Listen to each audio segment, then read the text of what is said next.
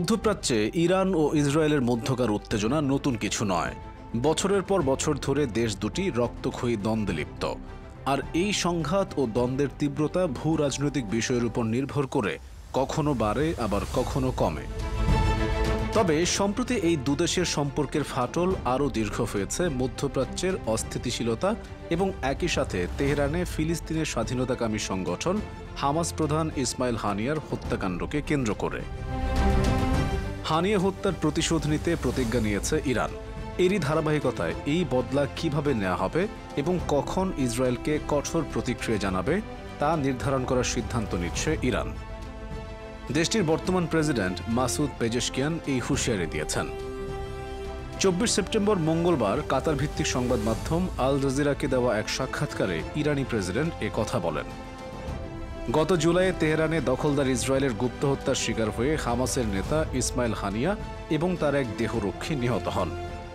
Islamic Revolutionary Guard Corps IRGC একটি বিবৃতিতে জানায়, ইসমাইল হানিয়া হত্যাকাণ্ড জায়নিস্ট শাসনের পরিকল্পনা এবং বাস্তবায়ন।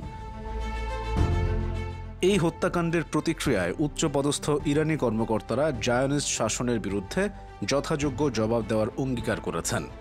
এর পরিপ্রেক্ষিতে এবার পেজেশকিয়ান বলেছেন, ইসলামী প্রজাতন্ত্র ইরান নির্ধারণ করবে হানিয়া হত্যার কিভাবে, কখন এবং কতটুকু প্রতিক্রিয়া জানাবে। মাসুদ পেজেশকিয়ান বলেন, ইসরায়েলি শাসকরা শাসন ক্ষমতা রক্ষা এবং নিজের অস্তিত্ব অব্যাহত রাখতে পশ্চিম এশিয়া অঞ্চলে যুদ্ধ সম্প্রসারণ করতে চায়। তবে ইসরায়েল গাজায় তার লক্ষ্য অর্জন করতে পারেনি এবং হামাসকে ধ্বংস করতে পারেনি। বরং ইসরায়েল যা করেছে তা হচ্ছে একটি সম্পূর্ণ শহর ধ্বংস করা এবং মানবিক সহায়তার প্রবেশ বন্ধ করা। তিনি বলেন, ইসরায়েলের প্রধানমন্ত্রী বেনিয়ামিন নেতানিয়াহু বর্তমানে যে সংকটে রয়েছেন তা থেকে রাজনৈতিকভাবে বাঁচার চেষ্টা করছেন। পেজেশকিয়ান আরও বলেন, ইসরায়েল যুদ্ধের পরিধি সম্প্রসারণ করে ক্ষতিগ্রস্ত হবে, কারণ এটি মিথ্যা মানবিক মূল্যবোধের সমর্থন পেয়েছে। ইরানের প্রেসিডেন্ট ইসরায়েলের কর্মকাণ্ডকে গণহত্যা বলেও অভিহিত করেন।